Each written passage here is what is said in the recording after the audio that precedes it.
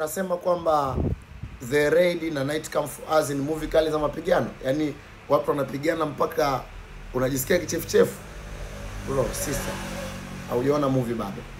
Haujaona movie bado. Yaani kwenye level kama wewe unaangalia movie na ukaje ukahakikisha kwa 100% unawahadisia watu kwamba The Raid, Night Come For Us za Iko Wise ni movie kali sana ambazo ushawahi kuziona watu wanapigana.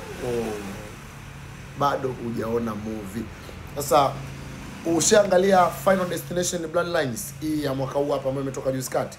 Ukaona vile watu venye wanavyokufa na nini, ukaona oh my goodness, this is crazy. Yani why watu wanakufa mpaka mwenyewe unajisikia kichefuchefu. Sasa achana na Final Destination.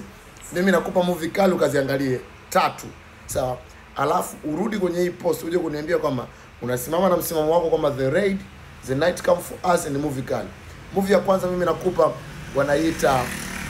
wanaita Twilight of the Warrior World Inn. Twilight of the Warrior World Inn.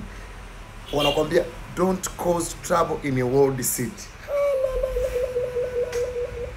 Wewe ushaangalia movie ngumi zinapigwa mpaka mwenyewe unasema bas.